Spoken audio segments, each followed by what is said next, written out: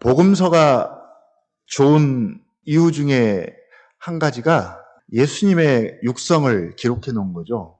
예수님께서 직접 하신 말씀을 기록을 해 놨습니다. 그래서 그것도 빨간색으로 우리가 알기 쉽게 구별해 놨습니다. 근데 예수님이 직접 하신 말씀이니까 우리가 예수님이 말씀하신 모든 말씀을 다 귀담아 듣고 귀히 여겨야 하는데 이제 실상은 그렇지가 못한 거죠. 되게 취사 선택을 합니다. 내가 좋아하고 관심 갖는 몇 구절이 있죠. 지금 제 성경을 보면 온통 빨갛거든요. 근데 되게 처음 듣는 말씀 같은 것들이 되게 많아요. 당장 오늘 주시는 말씀들은 우리가 잘 귀담아 듣지 않는 말씀들입니다. 오늘 우리가 읽은 본문만 보더라도 조금 섬뜩해요. 한 주간 힘들게 사셨죠. 힘들게 살고 계시죠. 얼마나 분주하고 바쁩니까? 생길 사람도 많고, 그쵸. 근데 심지어 5일 연속 쉬었잖아요. 월요일 날까지 금, 토, 주일, 월, 화. 물론 이제 개중에 월요일 날 출근하신 분도 계시지만 5일 날 연속 쉬었는데 쉬는 것도 힘들죠. 일하는 것도 힘들고 쉬는 것도 힘들고 밥 먹는 것도 힘들고 사람 만나는 것도 힘들고 이럴 때 수고하고 무거운 짐 진 자들아 다 내게로 오라. 내가 너희를 쉬게 하리라. 나는 마음이 온유하고 겸손하니 나의 멍에를 메고 내게 배우라. 그리하면 쉼을 얻으리라. 이게 얼마나 좋습니까? 근데 그런 말씀들은 되게 적게 하시고 나머지는 다 오늘 같은 말씀들이에요. 심판에 대한 말씀입니다. 주일 말씀과 같은 맥락의 말씀이죠. 단 심판에 대한 말씀을 하더라도 다양한 비유를 들어서 심판의 그 필연성과 엄중함을 좀 깊이 있게 지금 보여주고 있는 말씀들입니다. 심판에 대한 말씀을 하지 않으면 안 되는 이유가 있습니다. 구원과 심판은 동전의 양면성이기 때문입니다. 앞뒤죠. 동전의 앞뒷면이에요. 구원이 9면 심판이 1이고가 아니라 구원이 10이면 심판도 10이죠. 그래서 구원과 심판이 동시에 같은 무게로 취급이 되어야 하는데 이게 이제 교회에 대해서는 부활을 할애하고 심판은 1 정도만 강조를 합니다. 그리고 심판은 세상에 완전히 몰빵을 해버리죠. 그러니까 교회는 이제 심판이 없는 거죠. 심판을 강조할 수밖에 없는 이유는 다른 데 있지 않아요. 죄가 들어왔고 그 결과 인간이 하나님의 선하신 창조에서 타락했다는 것이고 그리고 그 죄에 대해서 하나님이 혐오하시고 그리고 그 죄에 대해서 진노하시고 심판하신다는 사실 때문에 그래서 심판을 강조하지 않을 수가 없는 거죠. 죄가 있는 곳에 반드시 심판이 함께합니다. 그리고 그 심판의 엄중함과 필연성을 강조하시는 것이죠. 그러나 또 한편으로는 복음이 있고 구원이 있습니다. 복음으로 말미암는 구원이 있습니다. 그런데 이 구원이 이미 시작되었지만 아직이죠. 아직 완성이 안 됐습니다. 근데 구원과 마찬가지로 심판도 이미 시작되었고 심판도 아직이죠. 이미와 아직 사이에 놓여 있습니다. 하나님 나라도 이미 시작되었고 아직이죠. 죄도 이미 존재하고 그리고 아직입니다. 아직. 그래서 구원을 제대로 이해하고 구원의 감격을 가지고 하나님 나라를 살고 구원의 완성을 향해 가기 위해서는 반드시 심판도 이미와 아직의 관점에서 이해를 해야 하고요. 그리고 다음 주에는 이제 죄를 다루세요. 죄를 다루시는데 죄도 역시 이미와 아직 사이에서 제자인 우리는 하나님 나라를 사는 우리는 어떻게 이 죄를 이해하고 다뤄야 하는지를 이제 다음 주에 말씀을 해 주십니다. 그러니까 구원받았으니 심판은 나몰라라가 아니라 예수님의 오심은 구원의 시작이자 심판의 시작입니다. 이 둘이 이미 동시에 시작이 되었고 그리고 지금 현재도 진행 중에 있고 그리고 아직입니다. 아직. 우리에게 구원만 있고 구원으로 모든 것이 끝나버리면 좋은데 여전히 죄가 세력을 가지고 있고요. 강력하고 악한 영향력을 끼치고 있습니다. 원죄에 대한 죄 형벌과 책임으로부터는 우리가 자유함을 얻고 죄값을 다 용서해 주셨지만 죄는 지금도 세력을 뻗치고 있고요. 영향력을 행사하고 있고 심지어 이 세상을 보면 죄가 왕노릇하는 것처럼 보이고요. 실제로 많은 사람들이 죄의 지배 가운데 살아가고 있습니다. 그리고 하나님은 그 죄에 대해서 혐오하시고 진노하십니다. 문제는 세상 사람이야 그렇다 쳐도 우리는 죄의 세력과 영향력으로부터 안전한가요? 우리는 아침부터 저녁 잠들기까지 우리 뭐 합니까? 죄 짓고 또 짓고 죄의 유혹에 잘 넘어지고 쉽게 미끄러집니다. 오죽했으면 바울도 나는 정말 선을 원한다. 선을 원하는 마음은 있지만 내 속에서 또 다른 법이 있어서 나를 이끌어서 결과적으로는 뒤돌아보면 행한 선은 없고 죄만 남았다. 결과적으로 그렇다라고 바울도 그렇게 고백을 하잖아요. 심지어 우리 안에 있어요. 우리 안에. 정말 하나님의 법을 즐거워하고 우리 지난주 설교처럼 마음과 목숨과 힘과 뜻을 다해서 하나님을 사랑하고 싶은 마음이 우리 안에 있습니다. 있어요. 은총이가 찬양하면서 여기서는 좀 덜한데 언약나무학교에서 찬양하면서 얼마나 간절하게 하는지 막 열정적으로 그 마음에 하나님을 사랑하는 마음이 있다는 거예요. 정말 있어요. 간절히 원해요. 없지 않습니다. 근데 아직 부족해요. 아직 약해요. 그래서 약함을 알고 또 애를 쓰는 거죠. 더 사랑하고 싶습니다. 그래서 저도 자녀들에게 주은이의 은희에게 사실은 좀 반강제적으로 수요기도에 참석을 권하는 이유가 바로 이런 이유 때문이에요. 약하기 때문에 또 기도해야 된다. 기도하면서 조금이라도 강해져서 정말 홀로 있을 때, 아무도 주변에 없을 때, 위급할 때 주님 찾고 주님 더 사랑하고 이게 이제 주일날 말로 치면 경건이잖아요. 경건. 그리고 주님을 더 실제적으로 보고 그 주님 안에서 살라는 거죠. 이게 하루아침에 되면 좋은데 하루아침에 되지 않죠. 그래서 훈련하라고 하는 거예요. 부모의 역할이니까 부지런히 가르치라고 하니까 어느 날 하루아침에 그렇게 될 수는 없습니다. 지금도 어찌 보면 이 정도로 편해도 우리는 습관적으로 사실은 힘들어를 달고 살잖아요. 힘들면 제일 먼저 놓고 싶은 게 뭐예요?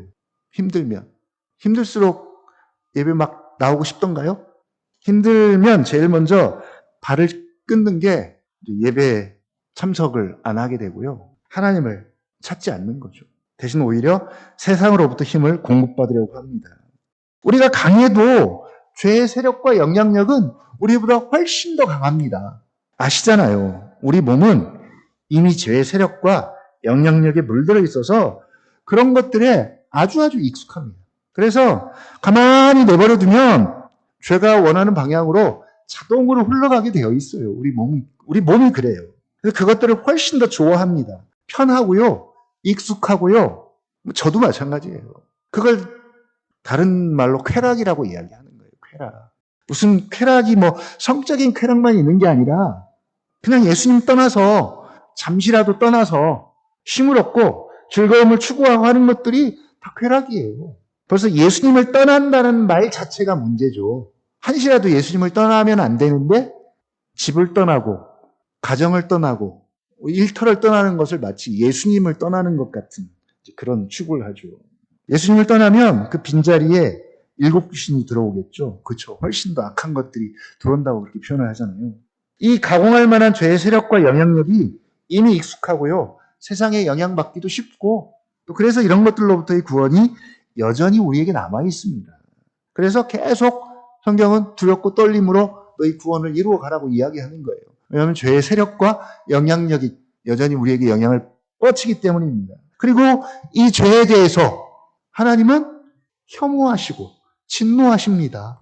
세상 사람들의 죄에 대해서만 그렇게 혐오하시고 진노하시는 것이 아니라 그래서 그리스도인이지만 심판은 여전히 남 일이 아니에요. 죄가 여전히 우리 안에 있기 때문에. 할 수만 있다면 나에 대해서는 구원만 생각하고 그 구원의 감격 속에서 살면 더할 나위 없겠죠. 또 심판에 대해서는 세상 사람들을 볼 때 안타까운 마음으로 하나님의 심판이 임할 것을 경고하고 알리고 그렇게 살면 좋겠죠. 그러나 죄의 세력과 영향력이 구원받은 우리에게도 있습니다. 심지어 더 있어요. 왜 그럴까요? 사단이 절대로 우리를 포기하지 않기 때문입니다. 그의 목적은 우리를 구원에서 떨어지게 하는 겁니다. 이것도 안 되면 그냥 평생 너가 예수님 믿되 구원의 감격은 누리지 못하게 하는 거죠. 구원의 감격이 없어요. 대신 평생 그리스도인이긴 하지만 비참한 그리스도인으로 살게 하는 것, 사단이 우리를 향한 목표입니다. 그래서 우리를 미혹하고 넘어지게 합니다. 자, 오늘 예수님이 오신 목적 두 가지 말씀하세요. 49절 한번 읽어보겠습니다. 49절 내가 불을 땅에 던지러 왔노니 이 불이 이미 붙었으면 내가 무엇을 원하리요. 예. 예수님 왜 오셨다고요? 불을 땅에 던지러 오셨대요. 그리고 이미 불이 붙었대요. 불은 심판의 불입니다. 심판의 불로 비유한 거죠. 심판하러 오셨고요. 이미 심판이 시작이 되었습니다. 구원하러 오셨고 이미 구원이 시작된 것과 같은 맥락이겠죠. 동전의 양면성이니까. 그래서 같이 취급을 해야 합니다. 앞이 구원이면 뒤에는 심판이고 반대일 수도 있겠죠. 자, 51절. 또 왜 오셨다 그래요? 시작. 내가 세상에 화평을 주려고 온 줄로 아느냐? 내가 너희에게 이르노니 아니라 도리어 분쟁하게 하려 함이로다. 땅에 불을 던지러 오셨고요. 분쟁을 일으키러 오셨대요. 예수님이 오심과 동시에 진리와 비진리가 나누어졌고요. 이게 예수님이 기준이겠죠. 예수님 기준으로 해서 진리와 비진리가 명확하게 나눠졌고요. 참과 거짓이 나눠졌고요. 옳고 그름이, 옳음과 그름이 나눠졌고 의인과 악인이 나눠졌고요. 그리고 하나님 나라와 사단의 나라가 나뉘어졌습니다. 이 나눔 자체가, 분리 자체가 심판인 거죠. 그리고 심판의 기준은 예수님입니다. 그리고 이 둘 사이에 이루어지는 필연적인 분쟁이 있습니다. 실제로 예수님이 가는 곳마다 분쟁이 일어납니다. 바리새인과 종교 지도자들이 예수님을 대적하고 결국은 예수님을 십자가에 못 박습니다. 그러니까 예수님을 따르는 제자들과 교회 마찬가지로 세상과 분리가 일어났고요. 그리고 분쟁과 대립은 필연적인 거죠. 그런데 이 분쟁이 어느 정도냐? 52절과 53절. 천류는 끊을 수 없다 그러는데 그것마저도 끊게 하는 거죠. 한번 읽어볼까요? 52절, 53절 시작. 이후부터 한 집에 5사람이 있어 분쟁하되 셋이 둘과 둘이 셋과 하리니 아버지가 아들과 아들이 아버지와 어머니가 딸과 딸이 어머니와 시어머니가 며느리와 며느리가 시어머니와 분쟁하리라 하시니라. 예. 부모는 자식을 못 이긴다 그러잖아요. 부모는 자식을 못 이기고. 자식도 부모를 못 이길까요? 자식이 부모를 이기나요? 그 어떤 것으로도 끊을 수 없는 천륜입니다. 근데 그 관계마저도 끊어질 만큼의 분쟁이 가정에서 일어난다는 거죠. 이후부터 한 집에 5사람이 있어 분쟁하되 5입니다. 셋이 둘과 둘이 셋과 아버지가 아들과 아들이 아버지와 분쟁합니다. 이 분쟁이 무슨 취향 차이 때문에 성격 때문에 생기는 분쟁이 아니에요. 며느리와 시어머니 분쟁도 마찬가지입니다. 그런 분쟁을 이야기하는 게 아니죠. 예수를 믿고 따르게 되면 필연적으로 불가피하게 생기는 분쟁입니다. 그러면 예수님이 평화의 왕인데 예수님이 가져오실 화평, 평화는 도대체 어떤 평화일까요? 그래서 우리 그리스도인들이 가는 곳마다 화평을 이루고 평안을 전하고 이래서 오히려 그 분리된 그 관계들이 더 하나로 모아져야 되는데 오히려 지금 반대로 이야기하고 있죠. 예수님이 우리에게 가져오신 화평, 평화는 어떤 평화일까요? 로마서 3장 23절이죠. 모든 사람이 죄를 범하였음에 하나님의 영광에 이르지 못하더니 하나님과 불화하고 하나님과 화평하지 못합니다. 그런데 예수 그리스도를 믿음으로 말미암아 의롭다함을 받았으니 그 칭의의 첫 번째 결과가 뭐냐면 그러므로 우리 주 예수 그리스도로 말미암아 하나님과 화평을 누리자. 그리고 하나님의 영광을 바라고 즐거워하자입니다. 그래서 첫 번째는 하나님과의 화평입니다. 하나님과의 화목입니다. 하나님의 영광을 바라고 즐거워하는 것, 그리고 하나님과의 화평이죠. 물론 이 화평은 필연적으로 사람과의 화평으로도 이어질 거예요. 이어질 겁니다. 그러나 궁극적인 것은 하나님과의 화평입니다. 칭의의 가장 놀라운 결과입니다. 그래서 사실은 예수 믿어서 가장 좋은 것은 하나님과 화평을 누리는 거예요. 그리고 하나님을 즐거워하는 것입니다. 여기서 쇼부를 봐야 돼요, 사실은. 그러나 반드시 분쟁과 분리가 동반할 것이고 심지어 가족들 안에서도 이루어질 것이다 라고 말하는 것이죠. 그러니까 참 예수를 믿는다는 것 얼마나 대단하고 놀랍고 또 쉽지 않은 일입니까? 그래서 은혜로 되어진다라고 이야기하는 것이죠. 우리로서는 할 수 없지만 하나님 우리에게 은혜 주셔서 믿게 하시고 따르게 하시고 오늘 또 살게 하십니다. 그래서 할 수만 있다면 온 가족이 정말 예수를 믿는 것 얼마나 감사한 일인지 모릅니다.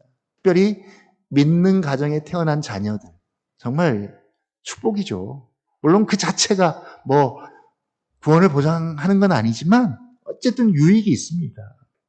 우리가 온 가족이 정말 예수 믿는 가정 될 수 있도록 그렇게 은혜를 구하면서 오늘 이 시간 이 밤에 기도했으면 좋겠고요. 이제 두 번째 단락 54절부터 59절은 제자들보다는 이제 무리들에게 주시는 말씀입니다. 책망이자 강력한 권면이죠. 56절 한번 같이 읽어보겠습니다. 56절 시작.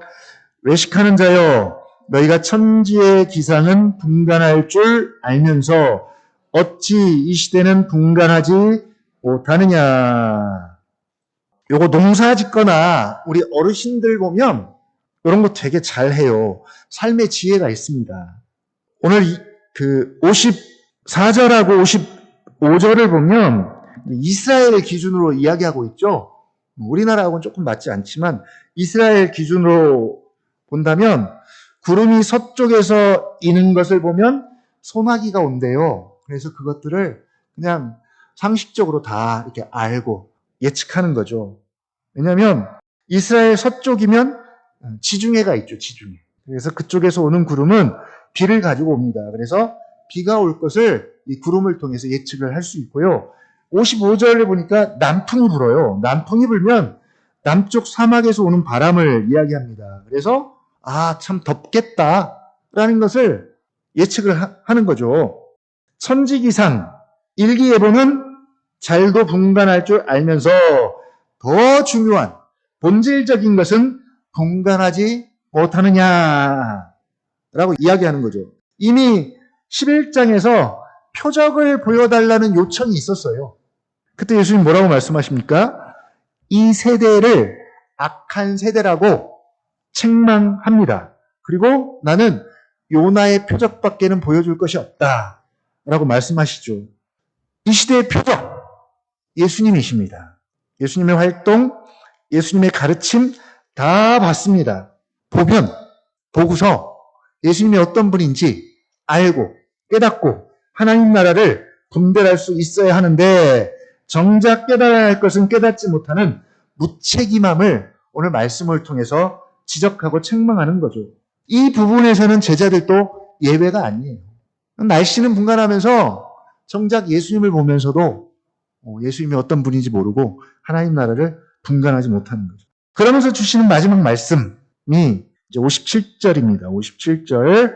또 어찌하여 옳은 것을 스스로 판단하지 아니하느냐.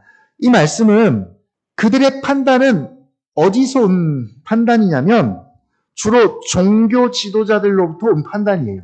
이게 무슨 말이냐면 하다못해 율법만 보더라도 이 율법은 율법 교사들인 서기관들이 해석하고 판단하고 가르치잖아요. 그들은 그들의 해석과 가르침에서 벗어나지 못하고 그냥 그대로 100% 수용해 버립니다. 그러니까 그들은 판단할 게 없어요. 다 율법 교사인 서기관들이 한 판단을 그대로 가져다 쓰는 거죠. 그래서 그대로 따라갈 수밖에 없는 거죠. 자, 근데 그럴지라도 선택과 결정은 그들의 몫이기 때문에 핑계할 수 없다고 말씀하시는 것이죠. 그래서 어찌하여 옳은 것을 스스로 판단하지 아니하냐. 이 외식하는 자들아, 이 어리석은 자들아 라고 이야기합니다. 그리고 58절 같이 한번 또 읽어보겠습니다. 시작. 내가 너를 고발하는 자와 함께 법관에게 갈 때 길에서 화해하기를 힘쓰라. 그가 너를 재판장에게 끌고 가고 재판장이 너를 옥졸에게 넘겨주어 옥졸이 옥에 가둘까 염려하라. 그리고 이제 59절에서 이 말씀의 엄중함을 다시 한번 강조하는데 핵심은 뭐예요? 길에서 화해하라. 길에서 화해하라. 길에서 화해하기를 힘쓰라. 아직은 기회가 있고 희망이 있습니다. 근데 시간은 그리 길지 않아요. 이제 예수님께서 길에 있을 시간이 별로 없습니다. 언제면 끝날까요? 예루살렘에 도착하면 끝이에요. 지금 예수님이 예루살렘으로 여행길에 있습니다. 이 길도 조금 있으면 끝인데 길에 있는 동안 더 구체적으로 말하면 재판장 앞에 서기 전에 길에서 화해해라. 화해해라. 누구와의 화해일까요? 누구와? 하나님과의 화해입니다. 하나님과. 그러니까 결국 역시 심판에 대한 말씀이에요. 그리고 59절은 심판의 엄중함을 말하고 있습니다. 내게 이르노니 한 푼이라도 남김없이 갚지 아니하고서는 결코 거기서 나오지 못하리라. 들어가서는 갚을 수가 없잖아요. 들어가면 끝이잖아요. 들어가면 기회가 없습니다. 들어가서도 갚을 기회가 있다 그러면 근데 그럴 일은 없어요. 들어가면 끝입니다. 그래서 그러기 전에 길에서 화해해라. 이걸 우리에게 적용해 보면 이미와 아직은 우리에게 많은 의미를 주는 것 같습니다. 아직은 하나님 편에서는 오래 참고 기다리는 시간이고 우리 편에서는 은혜로 주어진 시간이기 때문에 회개의 시간이고 화해의 시간입니다. 믿는 자들에게만 은혜가 주어지는 것이 아니라 세상 사람들에게도 아직 화해의 시간이 있습니다. 근데 시간은 그리 길지 않아요. 딱 길에서 법정에 들어서기 전까지만입니다. 법정에 들어선 순간 더 이상의 기회는 없습니다. 더딤이 아니라 오래 참고 계십니다. 그리고 성경은 계속 그 앞에다가 곧이라고 표현을 합니다. 이 시간 동안 우리에게 주시는 말씀이 있죠. 지난주 수요일 말씀. 종말에 제자들이 어떻게 살아야 한다? 35절이죠. 다시 한번 읽어보겠습니다. 35절. 시작. 허리에 띠를 띠고 등불을 켜고 서 있으라. 이게 지난주 수요일 날만이 아니라 죽을 때까지, 예수님 오실 때까지 이 말씀은 계속 가야 돼요. 구원에 관한 말씀뿐만 아니라 우리가 구원의 말씀도 받아야 돼요. 그리고 계속 그 구원의 감격을 유지해야 됩니다. 사실 구원의 감격 없으면 삶이 되게 힘들어요. 내 삶이 왜 이렇게 힘들까? 구원의 감격이 없어서죠. 그래서 구원에 관한 말씀도 계속 받아야 되지만 심판에 관한 말씀도 동일하게 받아야 됩니다. 그래서 구원과 심판에 대한 말씀이 우리 신앙생활 가운데 균형 있게 잘 녹아져야 합니다. 그래서 구원의 감격과 심판의 엄중함을, 그 심판의 실제적임을 늘 생각하면서 정말 종말을 살아가는 우리 연양나무 교회가 되기를 주님의 이름으로 부탁하고 축복합니다. 오늘 이 말씀 생각하면서 우리 같이 잠깐 기도하는 시간 갖겠습니다.